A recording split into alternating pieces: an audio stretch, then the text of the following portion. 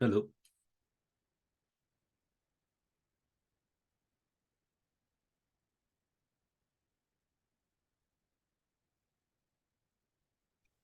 Hello. Hello, Uncle. Hi, Krishna. How are you? I'm fine. Good, good. Okay. Did you try the questions I sent to you?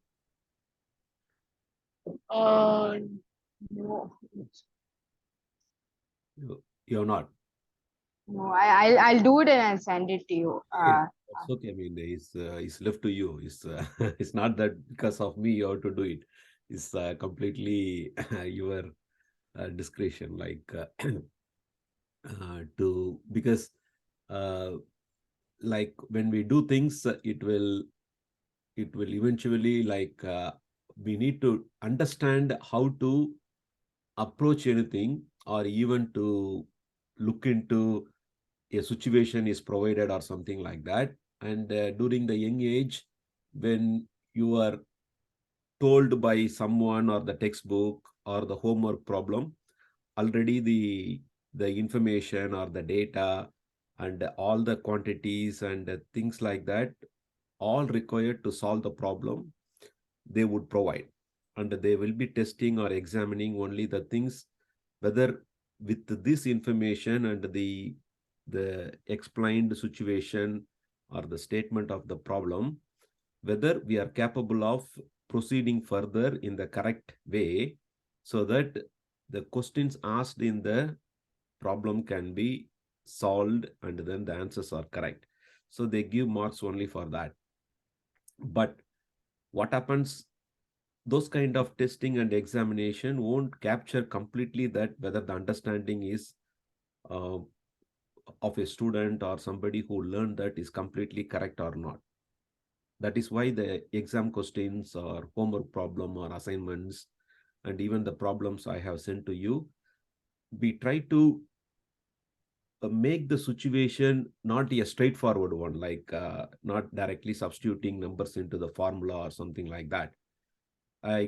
Because you see, we can remember the formula or even the open book. Like if I give you all the things to you, let's say there is a new problem, how to approach and what to be done and everything. Like always, if we think like, okay, we can go to the textbook or look into the all the list of formulas available, or nowadays the internet is actually not helping anybody in the sense of learning. So people always go to the YouTube or to the Google and keep searching things and try to see somebody else solve the problem. And when they start looking into the steps and the procedures, they find it more comfortable. Like, this I know, this I can do. But they are actually seeing somebody else calculation, somebody else work. It is actually Mm. a fake confidence or fake idea that okay, if you substitute into this, the answer will come, answer will come. But that is not really the knowledge, that is not really the learning. So we should be ready to challenge ourselves at all the times. And we have spent so much time now, many weeks or months together now.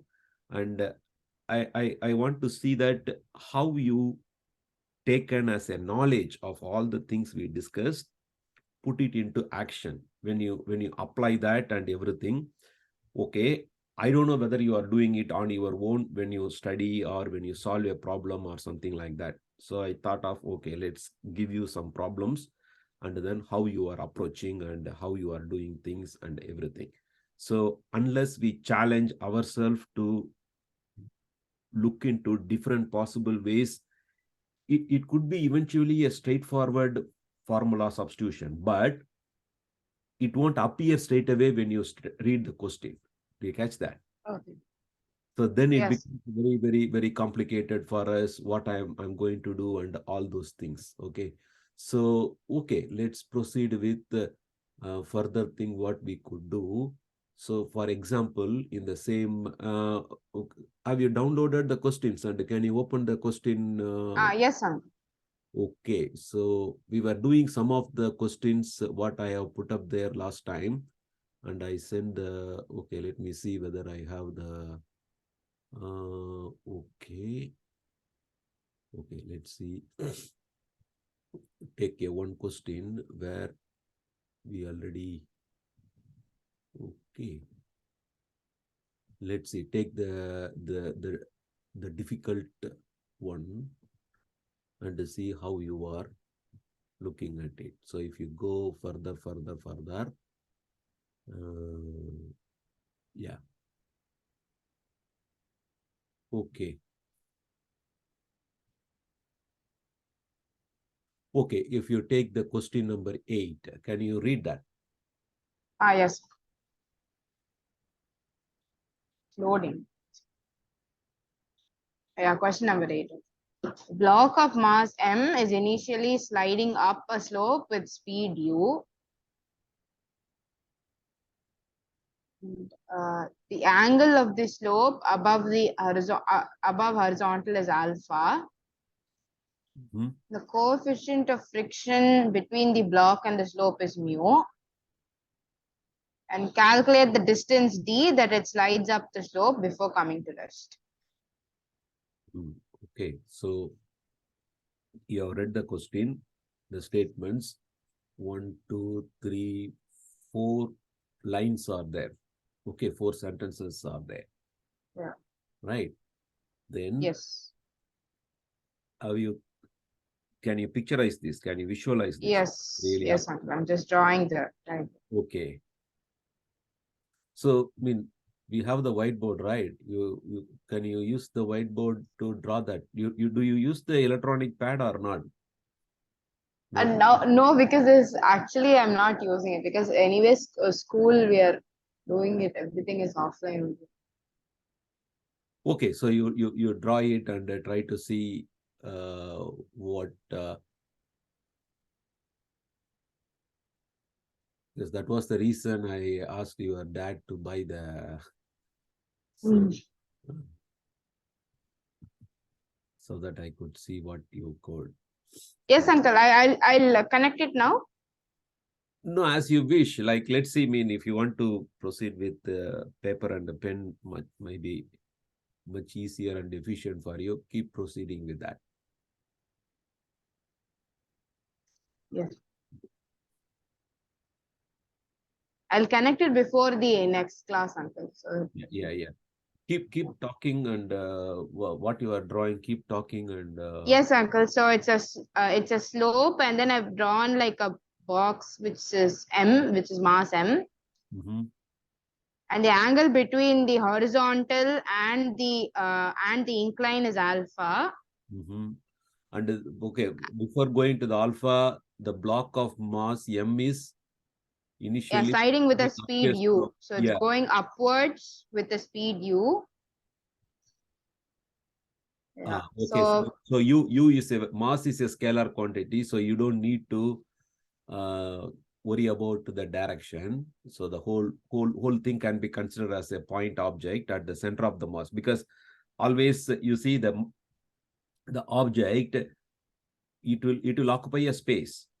So there is a big question. Okay, we always say we studied so many things about, okay, there is a mass. But what is that mass? Where is the mass? If there is an object occupying a space, then where to put the mass? You want to calculate the mass. Let's say take a car. The car is having a big shape, right? It occupies a big space.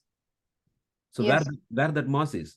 So then for objects with have a size and occupying some space, then we need to consider that there is a center of mass. Do you see that? Yes. Center of mass has to be calculated as well, because that itself could be a big problem. So if you have drawn a mass, then consider that there is a dot on the box, and you are considering that that dot is the center of the mass for that. Yes. Okay, and near to that you can put a m, and m is the center of mass is a point, and we don't care about the direction because mass is a scalar quantity for us, right? Yes.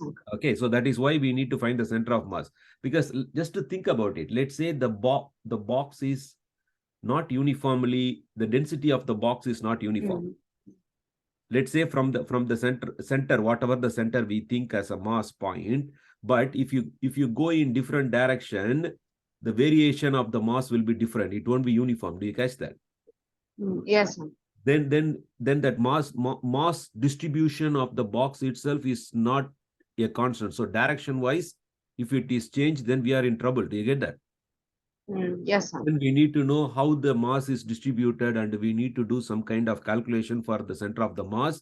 So the left side corner may be having that much, and so we need to consider from a point where the distance is, and there is a calculation for a center of mass also. Do you catch that? Yes, sir. Okay. Have you ever studied the center of mass? Yes, uncle. Yeah. So you see, that is the main idea, because we can't expect that always the density of any object what we are dealing with as a uniform distribution of the mass for all the volume it occupies, right? So in this case, we a block of mass. Block of mass means it is in a block shape, but they given a whole mass as a m. That means we have to take it as a consideration that the mass is uniformly distributed. So for simplicity and for getting a visualized picture of this problem, take a point, put it at the center of the box, and consider that is the center of the mass of the box. Then put a m near to that, then that is all taken care.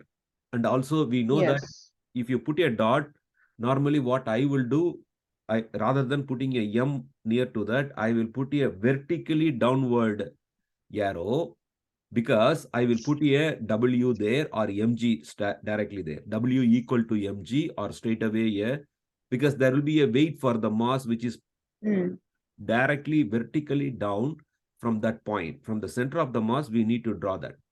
Do you catch that? Yes, sir. So all I'm saying that even the very first line, you see how much information I'm telling you and what we need to consider. This is all because this has to become a very common thing for us whenever. So can you see the whiteboard? Yes, sir. It is not straight. Okay, let me draw that. Okay, it's not that bad. Okay, so let's say the box is, if you draw the box here, what I'm saying, even the first, it is going up, right?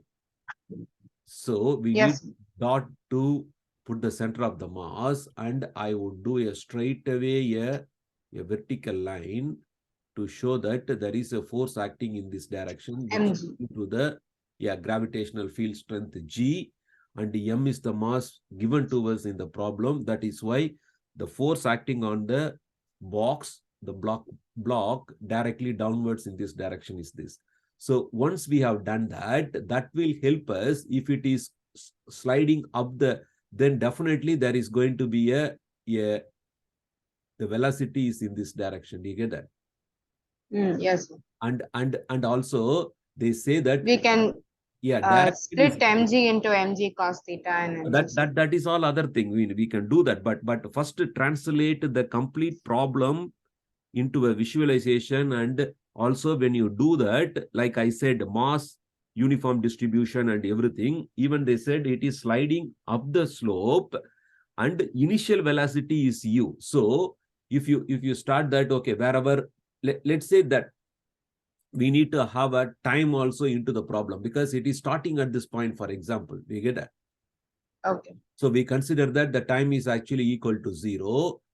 That is when the velocity of the object at time t equal to 0 is our u. You see how I take even the initial velocity with this much detailed information, because as it is going up, and also they said it is going to stop.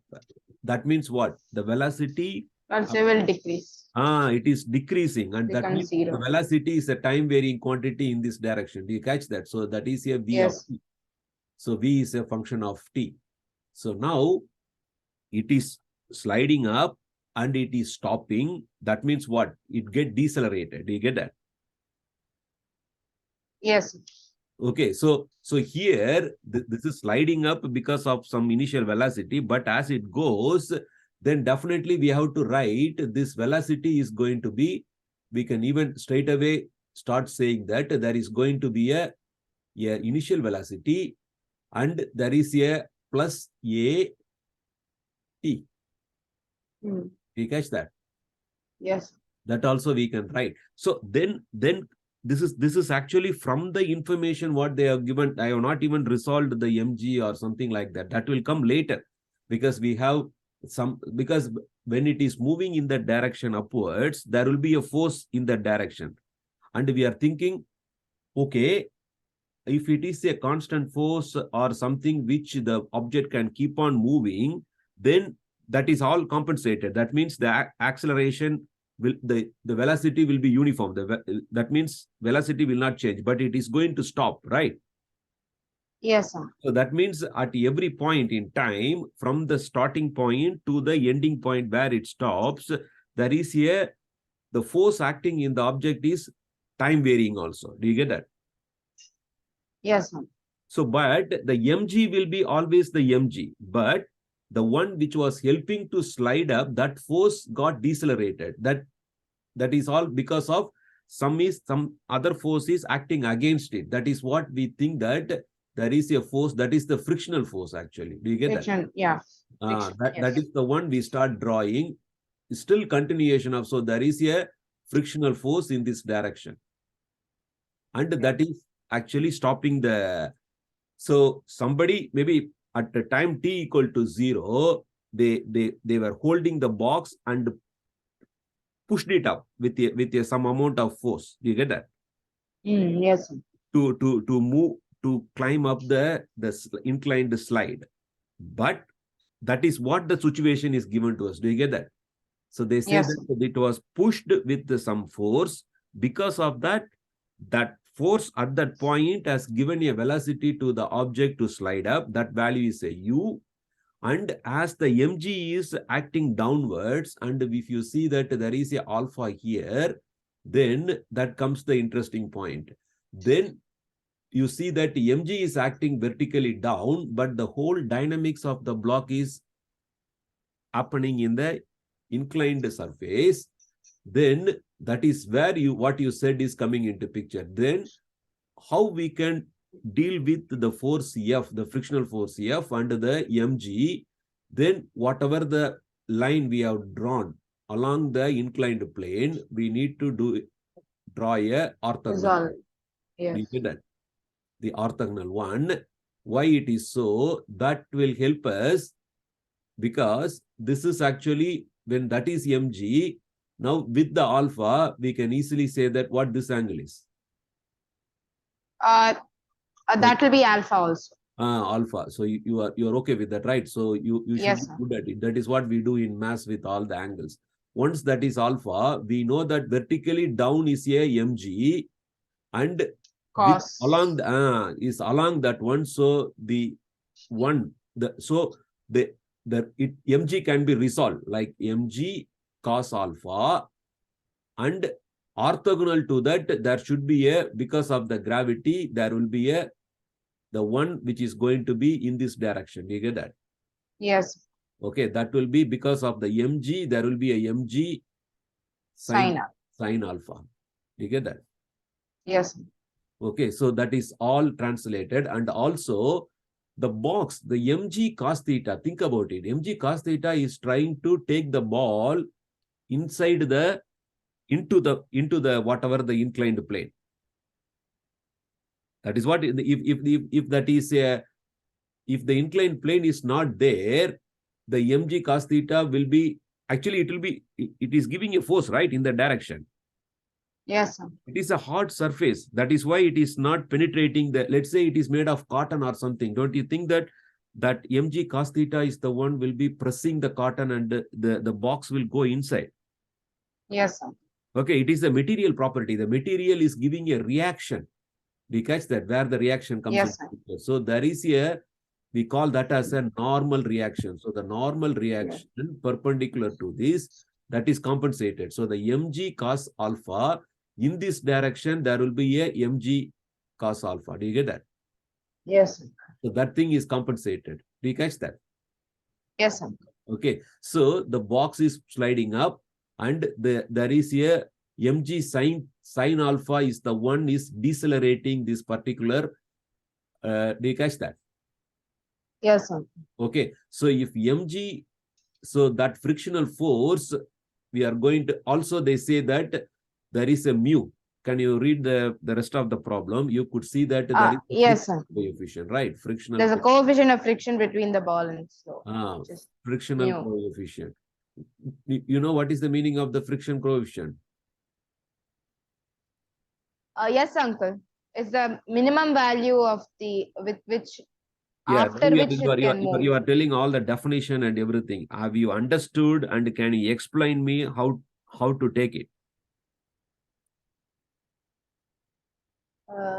In this case, take this example problem itself. I have put the F as a friction, right? Yes, uncle. Now they say the friction coefficient is a mu. How this? It'll be mu mg sin alpha. Now you have a problem here. Do you see that? So that also we need to, let's say I take the point number 1. Okay, point number 1, we said that I just draw the point. This is our center of the mass. Okay. Yes. Okay, so when we resolved first what we said, it is actually moving in this direction, and it is having a velocity which is a time varying one and is a u plus at. You're okay with that? Yes. And that means this is going to, it started with u value, that is which is actually v of 0 when time t equal to 0. And maybe at a distance, some distance, it is going to, after traveling some distance, here the v of whatever the time, we don't know, call that as a v final. This is going to be 0. Do you catch that? Yes. Because it is going to stop. This is where it stops. It starts and stops at this point.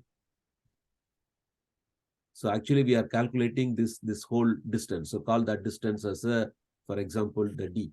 Do you catch that? Yes. We want this d.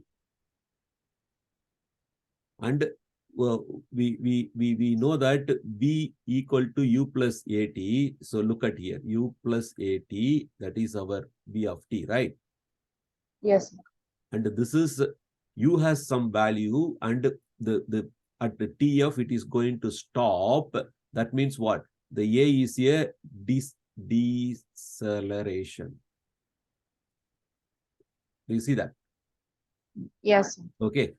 And obviously we are expecting this a value to be negative actually. Then only starting with initial velocity u, the minus whatever that quantity, time varying velocity, will slowly, that value will be keep decreasing, subtracted by the u, and at v of t final, this is going to be 0. Yes. Do you see that? So that is what connecting everything. And if you take this as the model for the velocity, we know that this we are saying that it is a constant deceleration. Then only this is valid. Do you get that? Yeah. Okay. And because of that, we can do the integration and all these things I explained to you. What I mean is the ds by dt is our v, isn't it? Which is the time variable. And we know that. So now, I mean, do you remember that? We multiply. Yes, uncle, yes. Yeah, then we calculate that S of t, time varying displacement, is nothing but ut plus of at square. That is what we derive, right? Yes. I mean, in school and textbook, they say straight away you use. But we have to keep recalling our understanding everything, that, okay, the velocity is linearly changing from the value u, and after some time it is going to be 0, and this variation in the velocity is linear. That is why when you differentiate why the deceleration, and we say this is constant. Do you get that? Why constant? Yes, we are saying that the dA by dt is going to be 0. That is what mathematically constant means. So again, we know that a is nothing but the dv by dt is our a.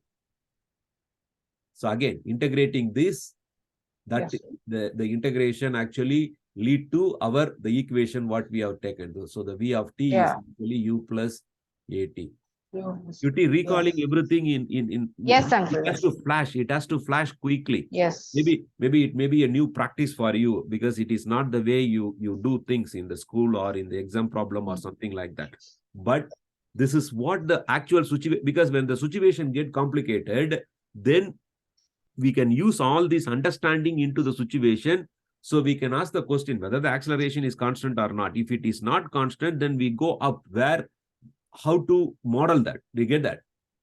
Yes. It's not always this u plus at and ut plus half at square is going to solve our problem correctly. Do you get that? In this case, it is okay. Okay.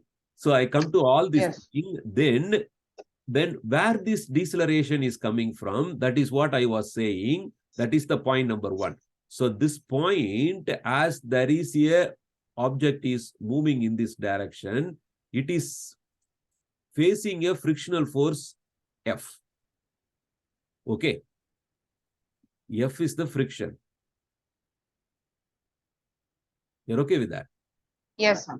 Okay. So now what they have given is F, the friction coefficient, which is a mu. So why they use the mu? The object, okay, it will have we know that it has a mass. Because of that, there is a mg. And we resolved that, draw a normal to this, right? Okay. Yes. So this is a normal. Then we know that as it is a alpha, then we say that this is mg cos theta. And obviously, we are considering that this force component, the one which is trying to take the box into the inclined plane, the inclined plane is not getting damaged. Do you see that? If it is a heavy weight, the inclined plane itself will break. Do you get that?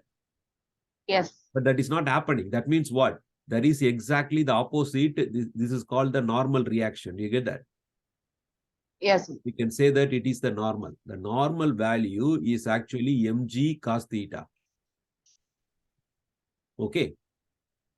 Yes. Okay. So this is where it comes, the friction, and this is the normal one. So this normal reaction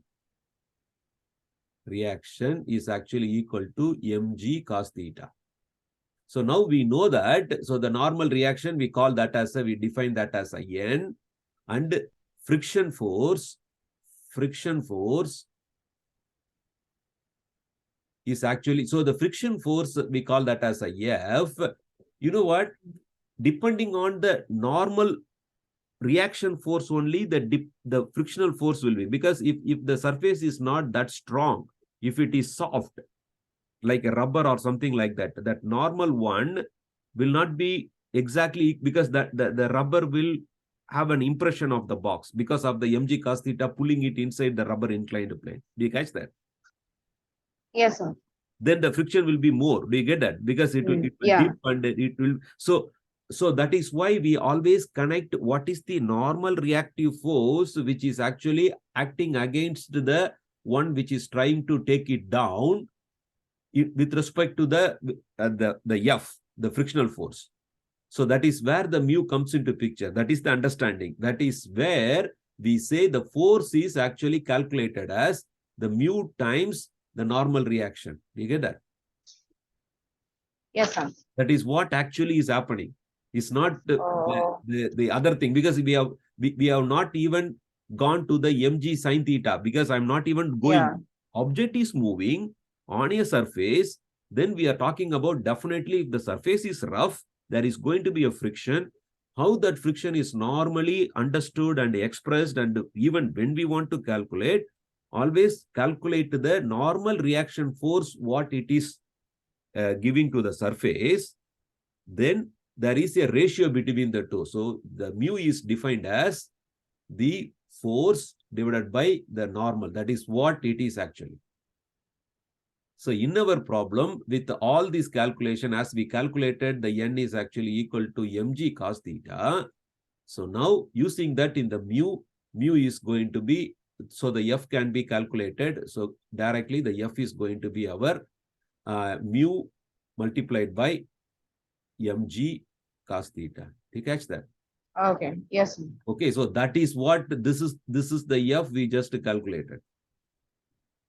But mg itself will have its own mg sine alpha in this direction. Okay, it is an alpha. Okay. Let me erase that. I put a theta. Too many thetas I am writing nowadays. Okay. Do you understand even the frictional coefficient and Yes, sir. how that has to be understood and used and everything? Because without this understanding, I mean, you will feel that, okay, F is actually related to mg sine theta. No, mg sine theta is the one because of the gravity, the gravitational field produced by the earth on the Mars. That is resolved into components. Yes, sir. You get that? So so now, don't you think that the F and mg sine alpha, both of them are stopping, decelerating this? Do you get that? So the Yes, sir. mg is the weight to force which is trying to pull down vertically down, but we resolved that into vertical component, and that mg cos alpha is actually, okay, this is also our alpha. Okay. Yes. Okay, so that as the plank is not getting pressed or something like that, no damage at all. So the normal reaction force will be exactly compensating that this mg cos alpha. That is the reason the box is sliding along it. Otherwise, it will damage and go into the inclined plane. So we got that. Now we know the normal reaction force mg cos alpha. Then the frictional force can always be made a ratio between the frictional force to the normal in terms of the frictional coefficient. That is the definition we have it. Okay. If the normal is this much, how much value compared to that is my frictional force? That is what it is. Okay, that is the frictional coefficient. So now we got that. So for all purpose, this is what is actually happening. Now take this. We now resolved everything. So the object is actually moving in this direction and going to stop after some distance s at a time 0 to tf, but it is decelerated because of the force, which is actually, we completed the whole problem, which is going to be our mu mg cos alpha. Again, here also is a mistake. It has to be alpha here. Okay. Alpha. Okay. So now there is a cos alpha. In addition to that, there is going to be a mg sin alpha. You catch that? That is what is acting along that direction. So here now, this become a free body diagram. Do you catch that? Yes, because the normal, whatever the normal component acting on that particular object is exactly compensated. Mg cos alpha is trying to take into the object, that is into the inclined plane. That is not happening because the reaction force is exactly equal. So that thing is completely cancelling each other. So we don't need to worry about that. Okay. But the one which is actually the initial velocity u is going to become a 0. That is all because of this force is acting against to the movement of the object. So this is the force which is decelerating. Do you catch that? Yes, sir. Tell me if anything is not understandable. No, understood, uncle. Yes, sir. Do you catch that? So now I understood. Before, okay, I was confused on where to put the coefficient of friction. Now I understand. And also, you see, now the problem becomes straightforward. This may be a very small problem, like 1 mark problem. There is a force in this direction. Calculate the acceleration. Then force, acceleration is nothing but force divided by mass. You will solve the problem. Do you catch that? Yes, sir. You see that? So now this is the force. This force, total force. So I call that as a decelerating force. Okay, I call that as a FD. You're okay with that? So mu mg cos alpha plus mg sin alpha. So now I take the mg as a constant, common factor. So it will be mu cos alpha plus sin alpha. Things become alpha. Okay, things become straightforward now. Okay. So now the deceleration. So the we already said that A is the deceleration, right? Yes, sir. But we have used the deceleration, that value along that direction, because the velocity is in this direction. Do you get that? Yes, sir. So the FD in that case will be also expressed as whatever the mass of the object, and the deceleration will be minus a. You're okay with that? Because we defined the A was defined in the direction of movement. You get that? Direction of motion. Okay. But FD direction is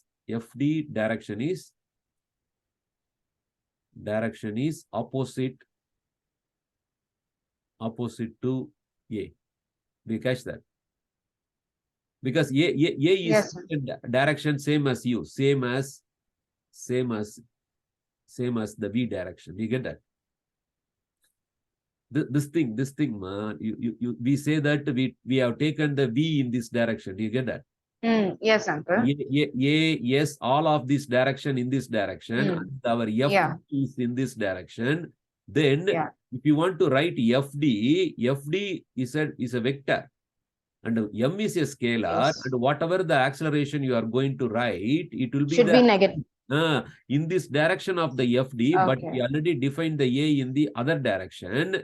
So we use the minus A here. Okay. Yes, sir. Yes. Okay. So that is the reason that will give us, now we have everything complete. So use this.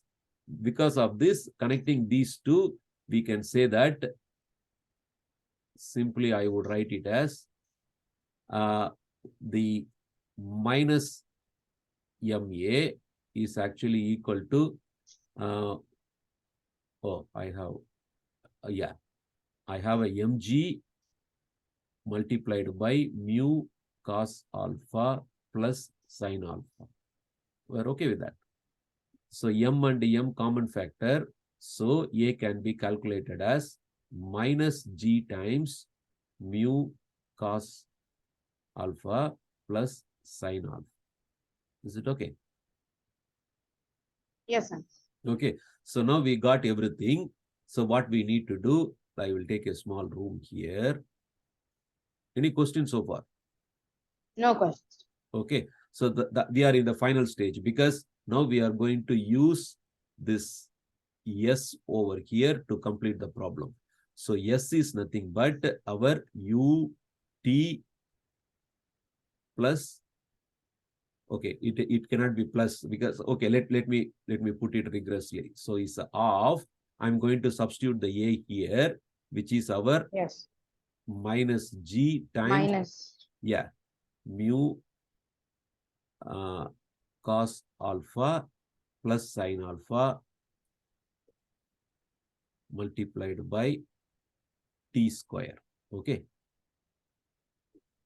So for all purpose, so this is the one, and okay, I mean, I should have done it before that. Okay, before that, what I should have done, okay, use it here.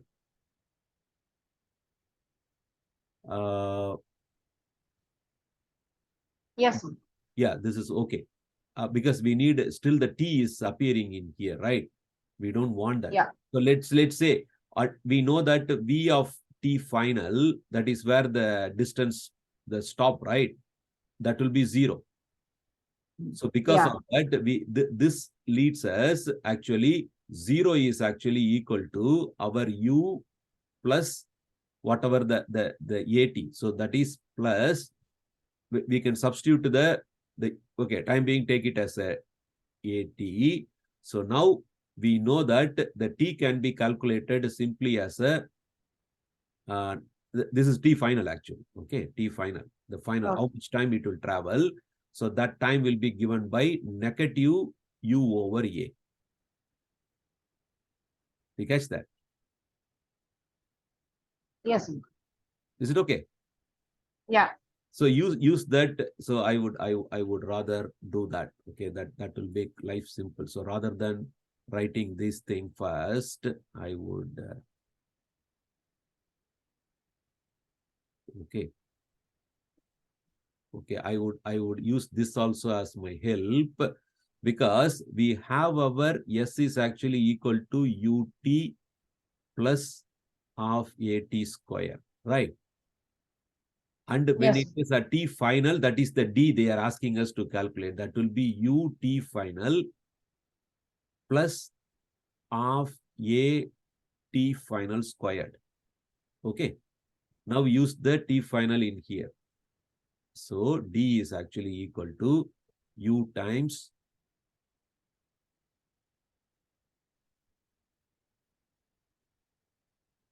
minus U by A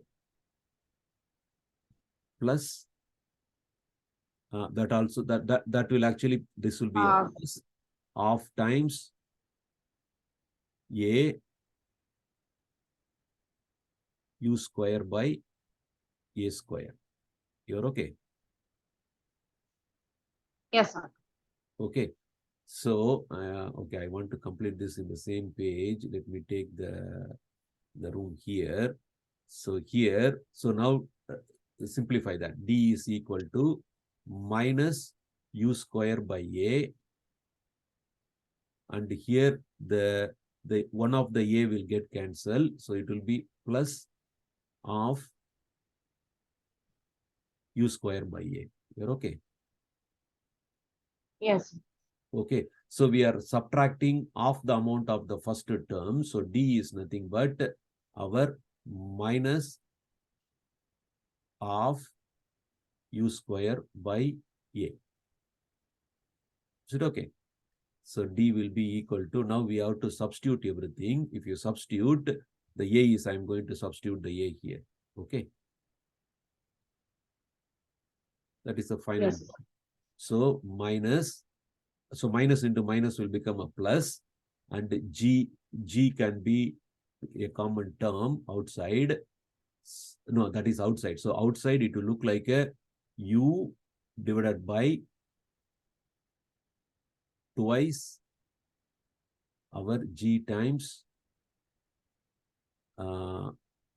okay, twice. I don't need the okay.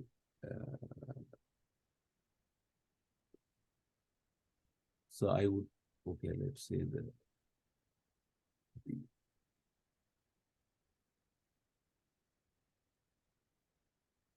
okay, twice the G can be outside the bracket, mu cos alpha plus sin alpha. You're okay with that?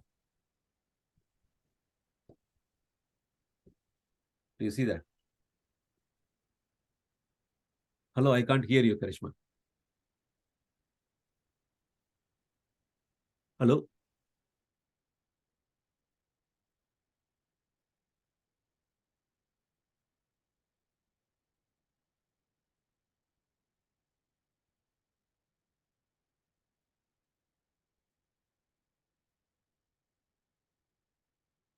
Hello?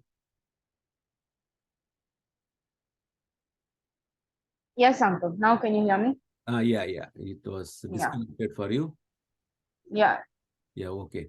So do you see that the last one we finally got the D in terms of all the other quantities known to us, because U they said is available, even though it is in terms of parameters, but the value when we know the numerical value, we can substitute that. Do you get that? But in this problem, U is mentioned, and G, of course, we have to use the lowercase g, and mu also we know, alpha also we know, so that is what we have it. Okay. Any questions? Yes. No. Do you appreciate it? How we are proceeding? Yes. This happening. So, but the problem could be, straight away we could see that there is I consolidate everything without telling too many stories about this. So mg was acting like this, and this object was inclined, and there is a alpha here. That is a given information, and this object is actually moving in this direction, and it is going to stop after some distance. So this is going to stop after some distance. So they just asked us from here to there how much it has traveled. You get that? Yes. So this is the one they asked. Can we express this distance travel? This is the V is actually V of 0 is actually equal to U, and here the V is actually going to be 0. This is what they said. I just translated everything into a kind of simple picture. Do you get that? You're okay with this? Yes, sir. Okay. Yes, sir. So now the mu is also provided. So we just say that if you resolve this force component in this direction, this will be, because this also is a alpha, this is mg cos alpha, and the inclined, this one will be the result as the mg sine alpha. Okay. As it is getting decelerated and there is a frictional coefficient mu, then we go for this reaction force, which is mg cos alpha also. So there is additional extra one because of the, so as we know that mu is nothing but our force divided by mg cos alpha in this problem. So there is this F is our friction. Yeah. Friction force. Okay. Friction force. So we write that friction force as mu mg cos alpha. So because of that, we add that also along with this, that is mu mg cos alpha. So now it become, so why this is decelerated? Decelerated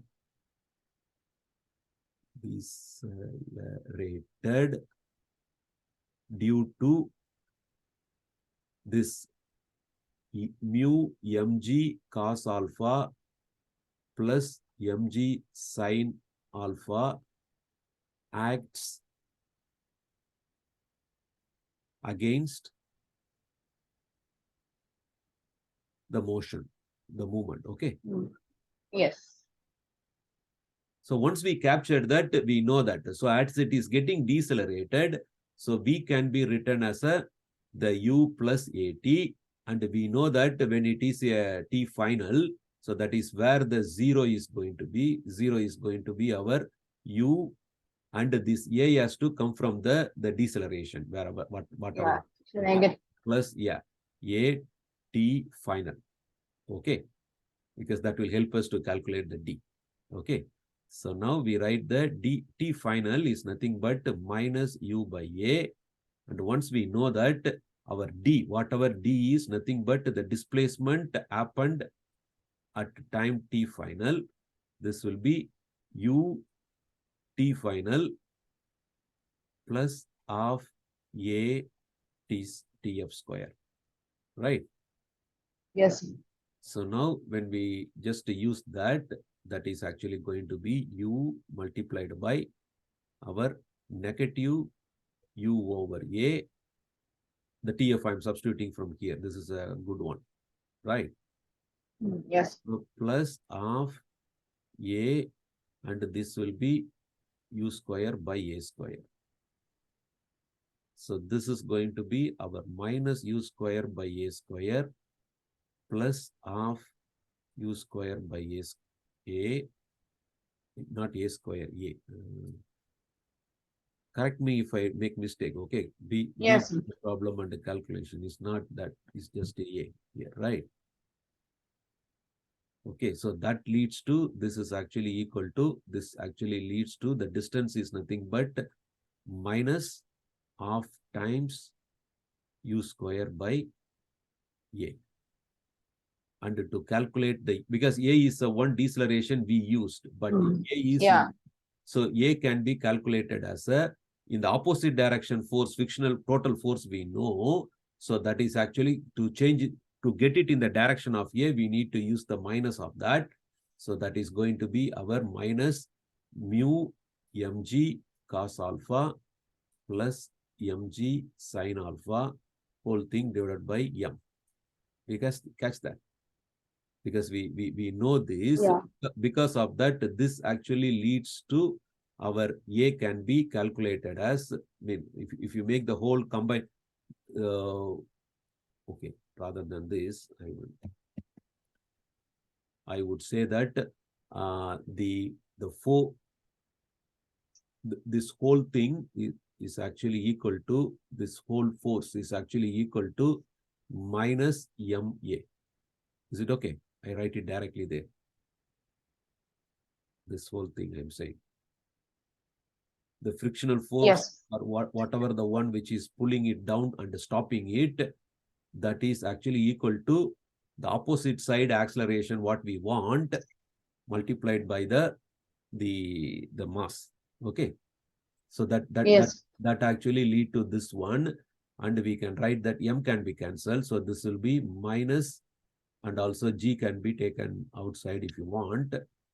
We can keep it inside also as you wish. So g, and it will be mu cos alpha plus a sine alpha. M got cancelled. So now d can be written as minus 1 over 2, and u square will stay as such, and we are going to use the negative g multiplied by mu. I'm writing from here. Is it okay? Yes. Okay, this whole thing is written from that. So that will be mu cos alpha plus sine alpha. Okay, so negative will become positive. So d will be given by u square by 2g mu cos alpha plus sine alpha. You're okay with this? Yes, sir. Okay, any questions? Do you feel more No. like facing Yes, yes. Okay. Yeah. Okay, can we move to the next problem? Yes, sir. The last one, bit more.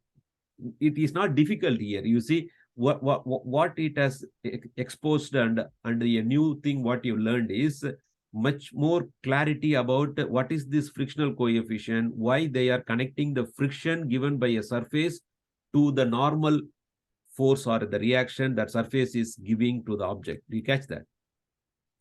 So that's the yes. Okay. Let me go to the previous page itself. There, all I'm saying, let's say there is a object, horizontal surface, for example. Okay, horizontal surface. So definitely this is going to have a mg in this direction. Do you get that? And there is, yes, because of that box or whatever the object, it is not breaking and going inside that surface. That means there will be a mg opposite to that. That is what we call that as a reaction. You're okay with that? Yes. So definitely there will be a friction. So the friction will be there. So the friction, and as the object is not moving and everything, friction F can be expressed as, let's say the friction coefficient is a mu. Friction coefficient is mu. Then we know that F is nothing but the mu times the normal force, that is mg. We get that? But we cannot say exactly equal. It is actually greater than or equal to. Do you get that? Yes. Why it is so? It is not moving. Maybe there may be a wind or some force or something which is exactly equal to the frictional force. That is why it is not moving. Yes. Also, it could be more than that also. So I think that is what keeping the object stationary. It is not moving because there is a friction force which is greater than or equal to mu mg. Okay, that we need to remember always. Is it okay? Okay. Yes, sir. Okay.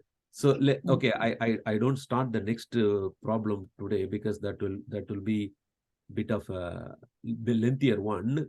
So what I would do, I would give you something resolving the force kind of problem. Let's see how you are going to look at that. Okay. Okay. Okay, let's take a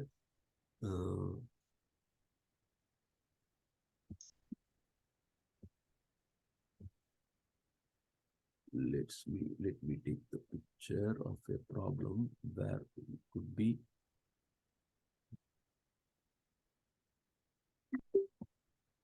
Okay, so I will send it to the WhatsApp to you. Okay.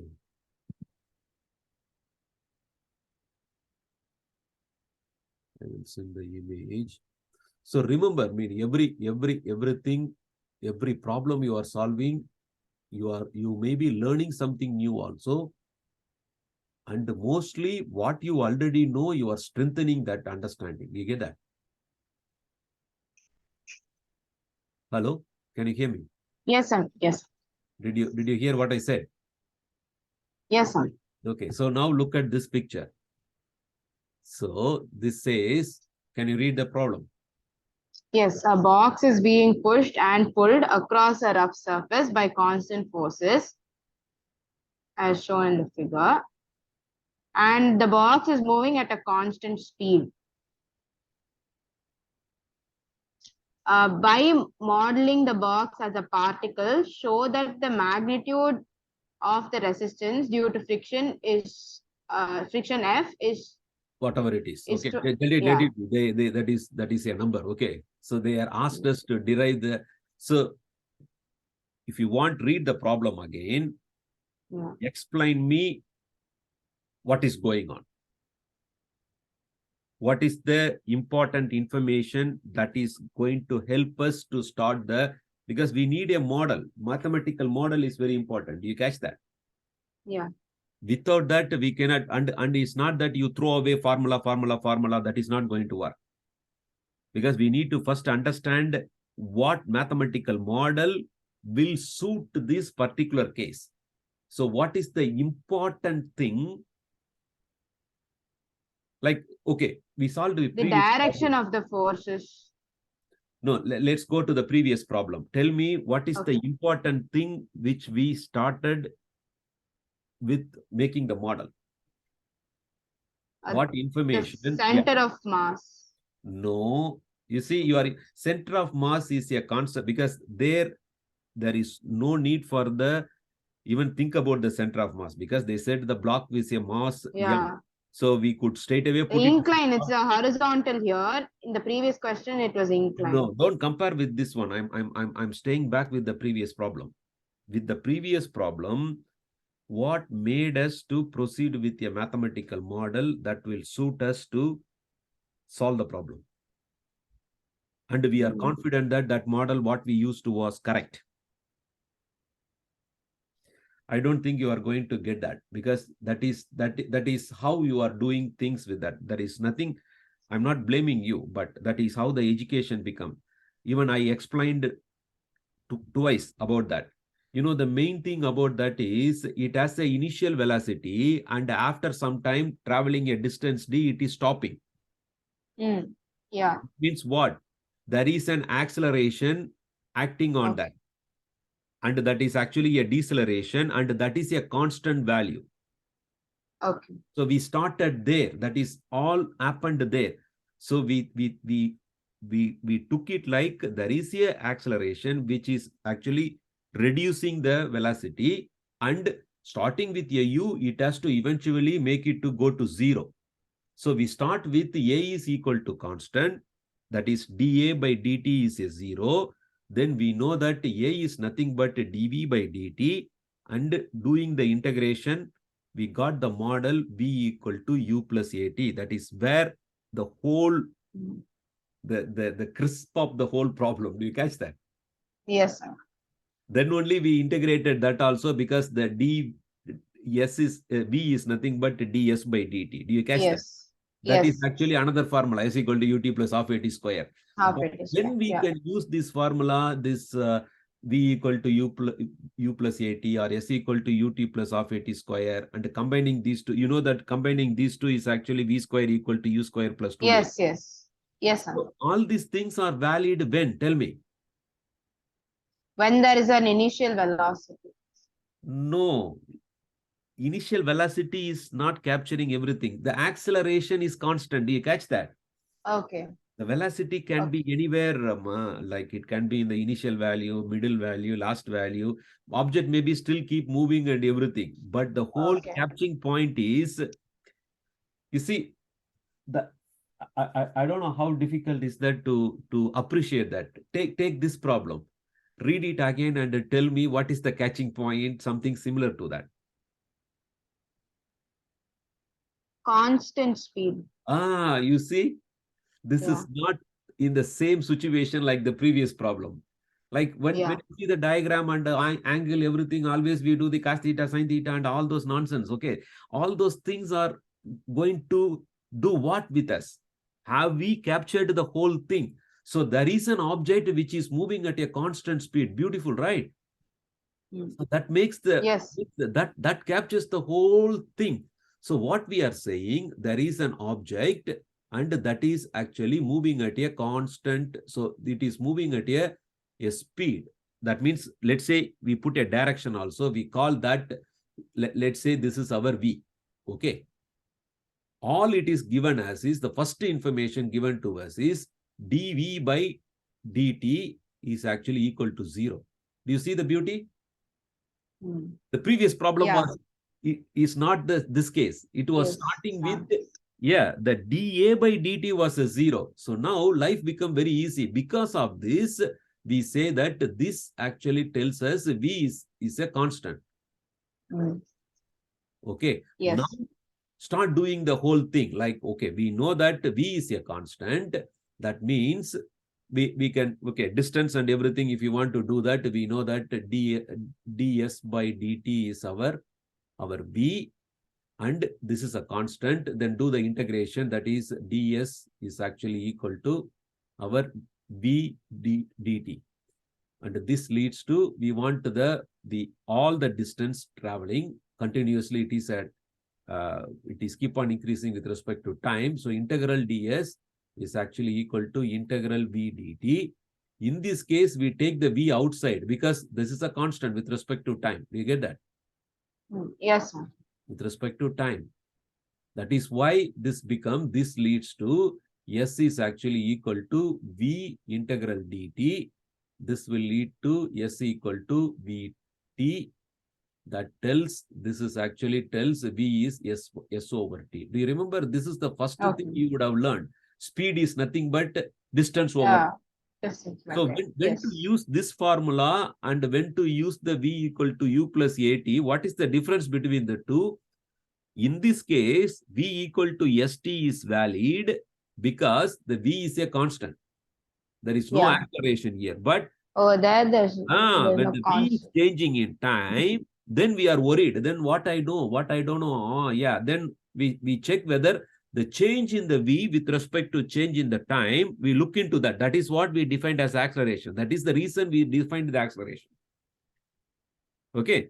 Then we look into that, whether that is constant or not. If it is constant, we start our whole modeling from there. Even if that is not constant, if it is time varying, then we need to look into what is the change in the acceleration with respect to time. Do you get that? Yes, sir. Okay, that is how. Otherwise, we are going to always do things very blindly and foolishly. That is not right. Okay. Yes. Yes. Here, look at the picture. The picture is saying there is a box, and there are forces acting. So there is definitely some acceleration is going on, but the movement is net acceleration is 0. Do you get that? 0. Yes, sir. So there is definitely there is a mg here, right? Of course, there is a mg, and they have put some dot here. And what is the two? Okay, let me look at that. So the first one is 45, and this is 30, right? Yes. 45. So 45 will look like this. So 45, and this is 30. So there is a one which is pushing it, push and pull. Okay, so this is a 30. For all purpose, I don't like all these thing, like I put it as a θ1, this as a θ2, for example. Okay. And there is a force F2 in this direction. What is the value for this? F2 is? F2 is 150 newtons. 150 newtons. And there is a F1 force acting in this direction. So 100 newtons. How much? 100 newtons. Okay. So now look at here.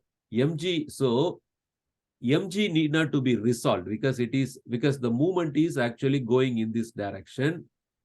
The net acceleration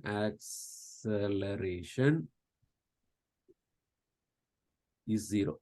We catch that. This is very important. Yes. That is what making it as a, this leads to the constant speed. Right? Yes, sir. Okay. Now look at here. So we have two forces. So now we can resolve, because we need to have a, definitely there has to be a, the object is not penetrating the surface. So mg has to be compensated with a reaction. Do you get that? Yes, sir. Okay. So how this is compensated? Okay, there will be a force. Not only this mg exactly compensated with that, the object is also not going up because of this F1 and also F2. That means what? So there is going to be a component of this guy that is going to be F1 sine theta 1, right? Yes. And there is a vertical component because of this one that is going to be F1, F2 sine theta. Yeah. So this is going to be our the reaction given by the whatever the call it as a R, reaction force. Okay. So vertically we have everything. So that will lead to R plus F1 sine theta 1 plus F2 sine theta 2 must be equal to mg. So the object is not going inside, object is also not going up. This has to be balanced because of the vertical compensation. You get that? Yes. This also helps us to calculate, because m value is given or not in the problem. M value is no. 6 kg or something. No, it's not.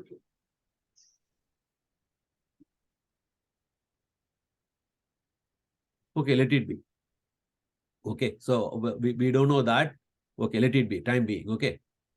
So, but Yes. what I'm saying here is, so if m is known, this can be the reaction force can be calculated. That is mg, take away this F1 sine theta 1. This is the magnitude, but we know that it is upward force, total upward force. Do you get that? Yes. But we don't need to, because what they are saying, there is a frictional force, definitely, right? Yes. So frictional force, call that as a F. Okay. Okay. So now what? In the problem, they have given anything like the frictional coefficient or something? No. No, they just asked us to prove, show Yeah. that the magnitude of resistance due to friction is. Yeah, let it be. So, okay. So the friction is, so, okay. So the magnitude of the friction. So how the friction is. So the object is moving. So now look at here, horizontal. What is horizontal component? Okay, let it be. So the horizontal one, this is going to be our F2 cos theta 2. And this one, this is also in this direction. Direction is very important. Okay. What about this one? Horizontal will be in which direction? The left side one. Will be to the left. To the left? Tell me why. Sorry. The right. You have to be careful. Yeah. This is actually pushing. Yeah. This is pulling. So this is also helping the movement. Do you get it? By mistake, I told the wrong. You have to, it's not mistake. You are not careful enough to take into this simple mistake will completely make all your calculation wrong. Okay. So this one tells us the friction from the friction side. This is from the reaction side. Right. Yes. So now the friction side, horizontal one. So the reaction is always the vertical one, vertical component along the movement direction. So the friction is going to be the horizontal one. Horizontal. Here, this is what, this is going to be, F is in the left side direction, which is actually, that is actually exactly equal to our F1 cos theta 1 plus F2 sine, sorry. When I write cos, then next automatically comes. So this is also cos theta 2. You're okay with that? Yes. Okay. But net movement, which is opposing, like the one which is helping. So don't you think that this is the one? So the F1 cos theta 1 plus F2 cos theta 2, don't you think that the F minus, okay, this is the one which is helping to, this component part is actually same direction as what? As the movement. Do you get that? As the movement of the rock. Yeah. Movement. That is our V. Do you get that? The V and the S. The V is a constant, and S also we know how to calculate the S. We get that. This one I'm talking. Okay. So that means if that is going to be a constant, we know the value for the F1, F2. So this is a numerical value. Do you catch that? Yes. Okay. So then what? So then we are going to find this F directly with that numerical value. So that numerical value, so we can say that this leads to our F is given by the F1 is what? 150? No, 100. Yeah, 100. 100 cos 100 cos 30 degree plus our 150. 150 cos 40. No, cos. Cos 45, right? Yeah. So this will be 100 times 100 root 3 by 2. Root 3 by 2, good, plus 150 times 1 by root 2. 1 by root 2, good. So this will lead to, so this is also 50. Yeah, 50 times root 3. Root 3. Plus, yeah, 2 can be factored from the 150, that is 2 times 75. Cancel one of the root 2. This will be root 2 75, right? Yes. Or can take out 25. Yeah, good. It's not take out. Don't use the word. Thinking also. Okay. Factorize. Call that as a factorization. Okay. We are taking a common factor outside. Okay. In India, we always say that take out. What we are taking out? We are not taking out anything. Okay. So this is actually 75 root 2. Okay. So when you factorize the common factor 25, so the F will become 25 times. So 50 root 3 divided by 25 will be 2 root 3. 2 root 3. 75 root 2 divided by 3 root 2. Yeah, plus 3 root 2. This is what the question is. Okay. Yes. But once we know this value, but they have not given the m value. Let's say if they given the m value, then we can easily calculate from this frictional force the compensated acceleration in the opposite direction. Yeah. Yes. Okay. So with that, we can even calculate the reaction force and everything. So don't stop it with what the question is asking us. Even the problem what we solved in the previous case, I go to the second page in our whiteboard. Are you there?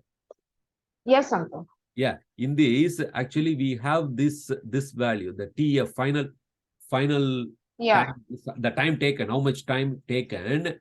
And we know the U and A value. So that is also another, the time taken to complete the motion can also be expressed. That is nothing but, I mean, even though it takes, okay, that will be, when you substitute, this will be U divided by our G times mu cos alpha plus sin alpha. Do you see that? Yes. See the beauty? So we got both the distance travel and in how much time. So the initial velocity is 0. After this much amount of time, it has traveled d distance and it stopped. So when we calculate something in the question, whatever they questioned, we have answered it, but don't stop it. Use that answer to go through the analysis completely again and also see other quantities, what is not available in the problem, can we calculate those things also? Do you catch that? Yes. Okay, so that tells us now we know the expression for the final, how much time, total time taken to stop the movement from the initial velocity u, and also the distance traveled from the starting point with velocity u to the stopping point. Okay. Do you appreciate? Yes, sir. Okay. So do that. You need to catch the important thing. The important thing, what made us to proceed this way in the first problem is the acceleration is a constant. Then we started with dv, I mean the dv by dt is a constant. You get that a value. But in the second problem, we just said that it is moving at a constant speed. That means there is no acceleration. That means whatever the force, which is the frictional force, is compensated, and it is keep on. There is a push and a pull. Then the object is keep on moving at a constant one. That means whatever the frictional force, the force horizontally pushing the object, the horizontal component of the total force, is actually compensating the friction. That means it will be keep on moving at that speed. Is it okay? Yes, sir. Okay. So let me quickly see that before we stop today. Any questions or doubt? No, no doubt. Okay, so I can keep asking because the M is not provided. That's why we could not proceed anything further. But all the other thing can be expressed in terms of M. Do you catch that?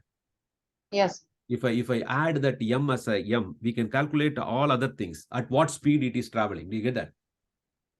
Yeah. Okay, so think about it, and also try the last problem, which will be a. It will test your understanding. In the last week, I send you the problem, right? Yes, yes. Check that. Okay. All right. Okay then. Any questions? Yes. Yes. No problem. No doubt. Okay, keep thinking about that. When you approach any problem and solve it, how simple it could be, it doesn't matter. Give a moment to think about what made you to use this formula or the mathematical model, and why this calculation step is the correct one for this particular situation. That every time you need to recall that and appreciate that. Yes, sir. Strengthen your understanding with that. That will train you as a person, that immediately when a situation is given to you as a statement problem, or if you go to a lab and conduct an experiment on something, or if you see something dynamically happening or something going on, then your thought process will take you that what are all the quantities I need to measure and how to measure about it, and how to analyze that and everything, and how to get a mathematical model or something. Even if you go study for the medicine, your thought process in this way will help you. If let's say the patient is telling you this is what is happening and everything, then you will think about, oh, all these things connected to that, what are all the new things that has to be measured, like what testing has to be done, x-ray, or it has to be a blood test or something like that. Then you can even anticipate in the notes, you can note it, like the test result, you are anticipating this kind of stuff. Then when the results come, you can match with that, recall your thought process and attach with the measured quantity and the picture or the test result or something like that. Then your analysis will be much more better than other person. Do you get that? Yes. Okay, so that is how you need to do. How small it could be, don't leave it like that. Even biology, when you do something, connect it with already you known things, and why you are answering this way, that has to be always pop up in your brain. Okay. Yes. Okay, then we meet next week. Yes. Okay. Yes. Thank you. Okay, take care. Bye. Yeah.